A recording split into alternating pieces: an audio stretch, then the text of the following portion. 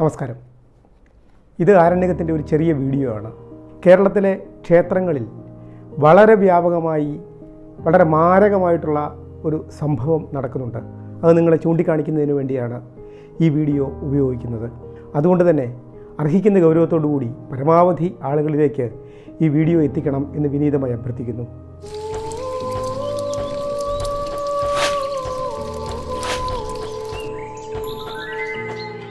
ജൈവ വൈവിധ്യത്തിൻ്റെ നാടാണ് നമ്മുടേത്. അതുകൊണ്ട് തന്നെ നമ്മുടെ സാംസ്കാരിക തനിമയിൽ അതിസൂക്ഷ്മമായ പാരിസ്ഥിതിക പാഠങ്ങൾ ഒളിഞ്ഞിരിക്കുന്നുണ്ട്. ഹിന്ദുമതത്തിലെ വിശ്വാസങ്ങളിൽ, അവിടുത്തെ ആചാരങ്ങളിൽ ഒക്കെ ഇത് നമുക്ക് നന്നായിട്ട് കാണാൻ പറ്റും. ഇപ്പോൾ ചെത്തി, മന്ദാരം, തുളസി, പിച്ചകമാലകൾ ചാർത്തി ഗുരുവായൂരപ്പ നിന്നെ കണി കാണണം എന്നുള്ള പാട്ടില്ലേ, ആ പ്രശസ്തമായ പാട്ടിൽ ഉപയോഗിക്കുന്ന പൂക്കളെ ഒന്ന് ആലോചിച്ച് നോക്കൂ. അവയെല്ലാം ഔഷധ ഗുണമുള്ളതാണ്. ശിവഭഗവാന് പ്രിയപ്പെട്ട കൂവളത്തെക്കുറിച്ച് പറയുമ്പോൾ ആയുർവേദത്തിലടക്കം ഇംഗ്ലീഷ് മരുന്നിലടക്കം ഉപയോഗിക്കുന്ന ഒരു ഔഷധം എന്നുള്ള നിലയിൽ അതിനുള്ള പ്രാധാന്യം വലുതാണ്. അങ്ങനെ താമരയായാലും തുളസി ആയാലും ഒക്കെ ഇത്തരത്തിലുള്ള വളരെ വിപുലമായിട്ടുള്ള ഔഷധ പെരുമയുള്ള ചെടികളാണ്. അവയൊക്കെ തന്നെയാണ് നമ്മുടെ ക്ഷേത്രങ്ങളിൽ ഉപയോഗിച്ചിരുന്നത്. ക്ഷേത്രങ്ങളിൽ ധാരാളമായ ആളുകൾ എത്തുന്നു.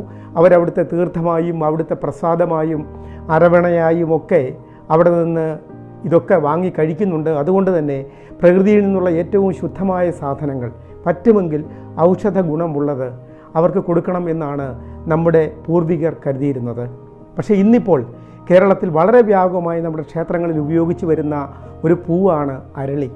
അതിമാരകമായ വിഷമാണ് അതിലടങ്ങിയിരിക്കുന്നത്.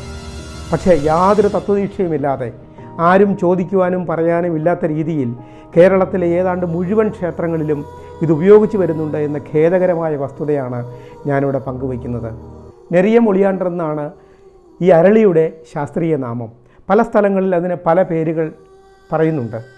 ഫ്രഞ്ച് വില്ലോ എന്നും കരവീരമെന്നും ഒക്കെ അതിന് ധാരാളമായ പേരുണ്ട്. ആ ഫ്രഞ്ച് വില്ലോ എന്നുള്ള പേരിൽ നിന്ന് തന്നെ നമുക്ക് മനസ്സിലാവും അത് ഒരു വരത്തനാണ് എന്ന്. എന്തുകൊണ്ടാണ് ഈ അരളിപ്പൂ നമ്മുടെ കേരളത്തിൽ ഇത്ര സമർത്ഥമായി വരുന്നത് എന്നുള്ളത് എല്ലാവരും ആലോചിക്കേണ്ടതാണ്. അതിൻ്റെ പ്രധാനപ്പെട്ട കാരണം തമിഴ്നാട്ടിലെ ദേശീയ ഹൈവേകളുടെ മധ്യത്തിലും മറ്റും ഇത് ധാരാളമായി വയ്ക്കുന്നുണ്ട്. അധികം പൊക്കമുണ്ടാവുന്നില്ല, ചെറിയ പൂക്കളാണ്, എവിടെയും ഏത് വേസ്റ്റ് ലാൻഡിലും വളരും.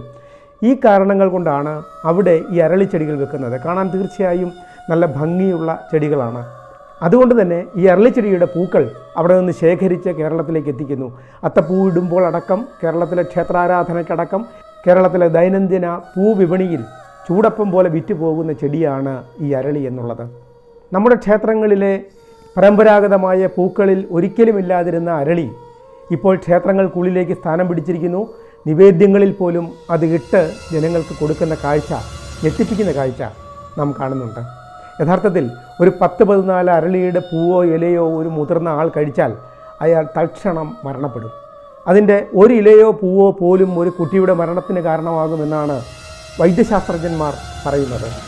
അമേരിക്കയുടെ നാഷണൽ ലൈബ്രറി ഓഫ് മെഡിസിൻ, അവരാണ് national centre for biodiversity information എന്ന പേരിൽ ഇത്തരത്തിലുള്ള വിവരങ്ങളെക്കുറിച്ച് വളരെ വ്യാപകമായി അവബോധം നൽകുന്നത്.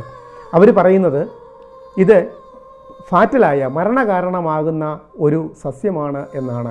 അടിമുടി അതിൽ വിഷമുണ്ട്, അതിൻ്റെ കറയ്ക്ക് വിഷമാണ്, അതിൻ്റെ തണ്ടും വേരും ഒക്കെ മാരക വിഷം അടങ്ങിയതാണ്. അരളിയുടെ പൂവോ ഇലയോ മറ്റോ ഉള്ളിൽ ചെന്നാൽ തലവേദന, ഛർദി, രക്തത്തോടു കൂടിയ വയറിളക്കം, ഹൃദയസ്തംഭനം അടക്കം നിരവധിയായിട്ടുള്ള ആരോഗ്യ പ്രശ്നങ്ങൾ ഉണ്ടാവും.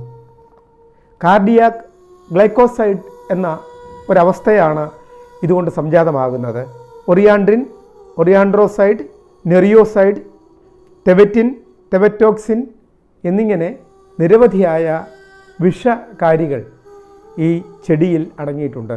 അതുകൊണ്ട് തന്നെ വിശ്വാസികളായുള്ള ആളുകൾ ക്ഷേത്രങ്ങളിൽ ഈ ചെടി വെച്ചുപിടിപ്പിക്കുന്നതിനെ ശക്തമായി എതിർക്കുകയും അത് നിവേദ്യത്തിൻ്റെ ഭാഗമായോ പ്രസാദത്തിൻ്റെ ഭാഗമായോ നിങ്ങൾക്ക് തരുമ്പോൾ അതിനെ നിഷേധിക്കുകയുമാണ് വേണ്ടത്.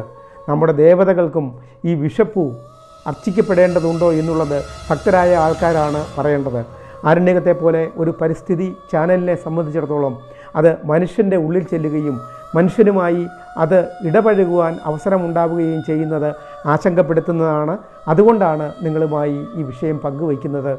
തീർച്ചയായും പൂജാപുഷ്പമായി കരുതേണ്ട ഒന്നല്ല അരളി. അത് വർജിക്കപ്പെടേണ്ടതാണ്. അത് പരിസ്ഥിതിക്കും മനുഷ്യനും നമ്മുടെ ചുറ്റുപാടിനും പ്രത്യേകിച്ച് കുഞ്ഞുങ്ങൾക്കും ഹാനികരമാണ്.